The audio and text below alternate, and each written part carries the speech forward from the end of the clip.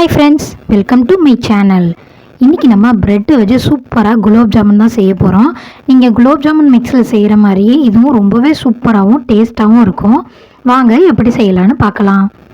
இப்போ ப்ரெட்டில் உள்ள ஓரங்களில் ஃபுல்லாக நான் கட் பண்ணி எடுத்துக்கிறேன். நான் ஒரு 6 ப்ரெட் ஸ்லைஸ் எடுத்துருக்கிறேன். இப்போ இது ஒரு 4 பீஸாக நான் கட் பண்ணி எடுத்துக்கிறேன். இதில் ஒரு அரை டம்ளர் அளவுக்கு காய்ச்சி ஆற வச்சின பால் தான் சேர்த்துக்கிறேன். இங்கே ரொம்ப பால் சேர்த்துறாதீங்க, கொஞ்சமாக பால் சேர்த்துக்கோங்க. ஏன்னா ப்ரெட் உங்களுக்கு ஈஸியாகவே மசிஞ்சிரும். பாருங்கள், இந்த மாதிரி பால் சேர்த்துட்டு நல்லா பிசைஞ்சு கொடுத்துக்கோங்க. நான் எக்ஸ்ட்ராவாக பால் சேர்க்கலை, நான் சேர்த்த பாலே போதுமான அளவாக இருந்துச்சு. பாருங்கள், இந்த மாதிரி நல்லா பிசைஞ்சாச்சு. உங்களுக்கு நல்லா சின்ன சின்ன பால்ஸாக பிடிக்கிற அளவுக்கு இருக்கணும். ரொம்ப பால் சேர்த்துட்டிங்கன்னா உங்களுக்கு கரெக்டாக வராது. அதனால் பால் கொஞ்சம் பார்த்து சேர்த்துக்கோங்க.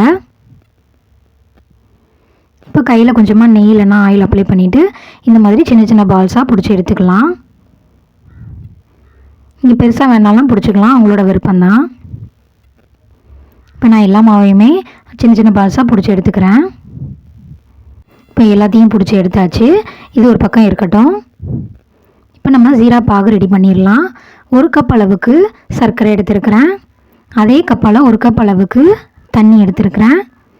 இதை நல்லா கலந்து விட்டுக்கோங்க. உங்களுக்கு பாகுப்பதம் எதுவுமே தேவையில்லை. சர்க்கரை நல்லா கரைஞ்சி நல்லா பிசுபிசுப்பு தன்மை வந்தால் போதும். இந்த மாதிரி நல்லா கரைச்சி விட்டுக்கோங்க. இப்போ பாருங்கள், சர்க்கரை பாகு நமக்கு ரெடி ஆகிட்டு இதை நம்ம அடுப்பு ஆஃப் பண்ணிடலாம்.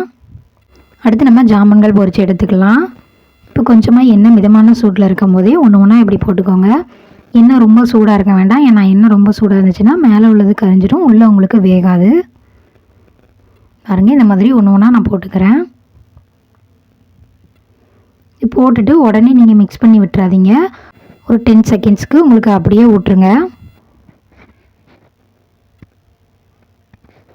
பாருங்கள், நல்லா பொரிஞ்சு வருது. இந்த டைமில் இப்படி லைட்டாக கலந்து விடுங்க. அப்போ தான் உங்களுக்கு மாவு உதிராமல் சூப்பராக வரும்.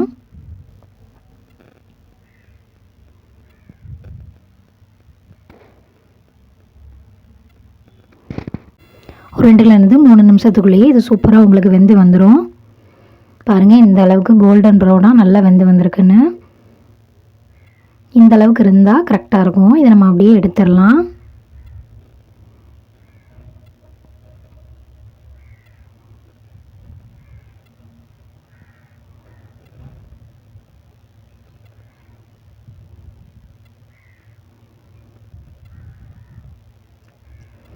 இதே மாதிரி அடுத்த பேட்ச் நான் போட்டு எடுத்துக்கிறேன்.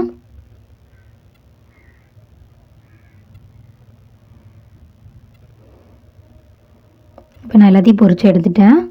நம்ம ரெடி பண்ணி வச்சுருந்த ஜீரா பாகில் ஜாமுன்கள் எல்லாத்தையும் சேர்த்துடலாம். இங்கே ஜாமுன்கள் சேர்க்கும்போது லைட்டாக ஜீரா பாகு சூடாக இருக்கிற மாதிரி பார்த்துக்கோங்க, அப்போ தான் உங்களுக்கு நல்லாயிருக்கும். இப்போ எல்லாத்தையுமே போட்டாச்சு. இது ஒரு அரை மணி நேரத்துலேருந்து 1 மணி நேரம் வரைக்கும் நல்லாவே ஊறட்டும். இப்போ தான் உங்களுக்கு சாப்பிடும்போது குலோப் ஜாமுன் டேஸ்ட்டில் நல்லா சாஃப்டாக சூப்பராக இருக்கும். பாருங்கள், இப்போ 1 மணி நேரம் கழித்து நம்ம எடுத்தாச்சு. இந்த அளவுக்கு நல்லா ஊறி வந்திருக்குன்னு பாருங்கள். டேஸ்ட்லேயும் உங்களுக்கு பெருசாக வித்தியாசம்லாம் ஒன்றும் தெரியாது. சாப்பிட்றதுக்கே சூப்பராக இருக்கும். நீங்களும் உங்கள் வீட்டில் ட்ரை பண்ணி பார்த்துட்டு எப்படி இருந்துச்சுன்னு கமெண்ட்டில் சொல்லுங்கள். தேங்க்யூ.